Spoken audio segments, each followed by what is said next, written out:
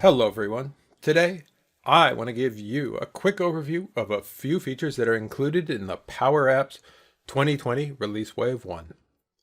Key investment areas for this release are chart and dashboard styling improvements to make your apps clearer and cleaner, an improved grid user experience with contextual search and filter capabilities, and finally a faster, more stable, and easier data source experience. We've made a number of improvements to the Power Apps, including save and save and close options during autosave. And we've made a number of formatting, font, and development improvements to the app designer to help give your applications a clear and clean look. Let's see how this all works. We'll start with a simple but popular update. When you use model-driven Power Apps, you will now see the save and close option on the command bar when you're editing a record. Before this release, if the autosave option was turned on, both of these save options were hidden. The only visible save option was in the footer in the lower right.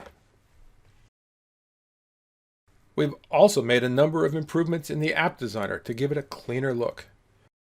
For example, we've removed the blue lines on top, cleaned up the headers and fonts, adjusted menus, and added labels to buttons.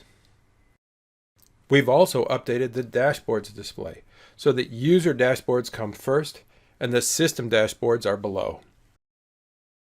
We've improved the grid user experience with conditional search that excludes data that's not selected in the view, a column display that adjusts to show only those columns with data, and intelligent filtering that aligns filters to the type of data that's being displayed in the grid and column.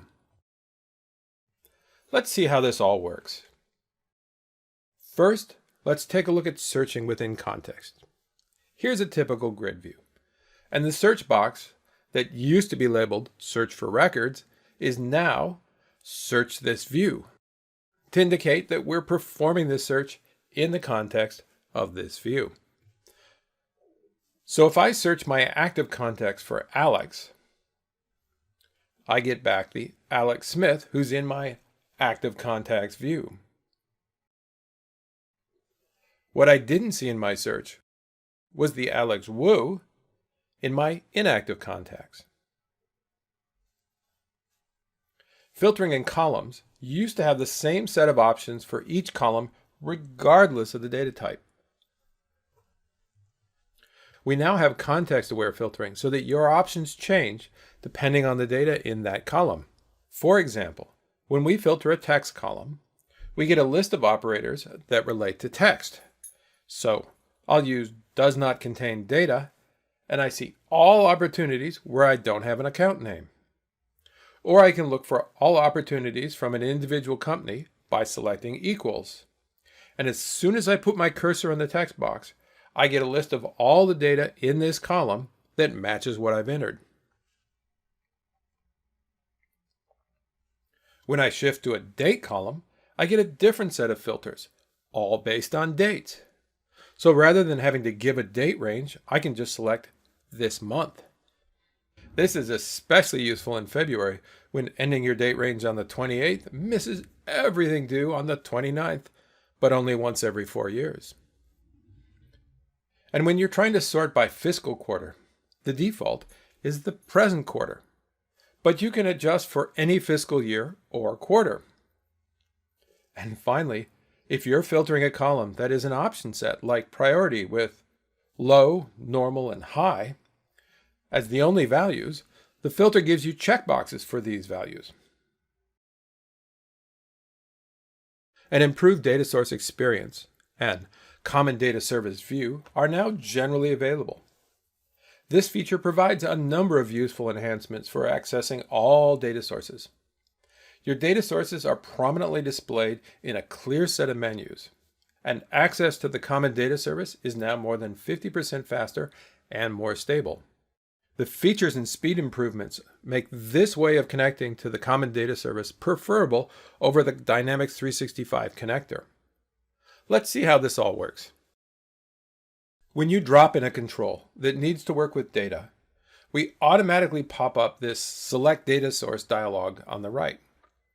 And you can immediately choose your common data source entity or your connectors. We'll select Accounts. And you can also see the data sources on the left sidebar. This panel allows adding data sources to the app or creating new connections without needing to insert a control. It also provides an easy way to see the data source in your app and perform actions like refresh or delete.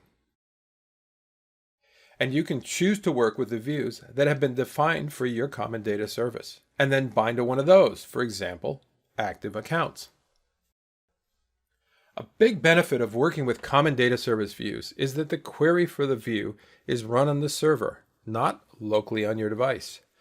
This means you avoid delegation issues with the core query. In addition, you have flexibility to append other filter conditions that are delegated. For more advanced queries, just nest the filter function within the other functions using the formula bar. This data source view also unlocks other features. For example, file and image are only available because of this feature that allows us to talk directly to the common data service instead of through a connector. As you've seen, the 2020 Wave 1 Power Apps Update provides you with a number of improvements, including chart and dashboard styling improvements that make your apps clearer and cleaner, an improved grid user experience with contextual search and filter capabilities, and finally, a faster, more stable, and easier data source experience. For more information, use these specific links or go to the Release Overview Guide.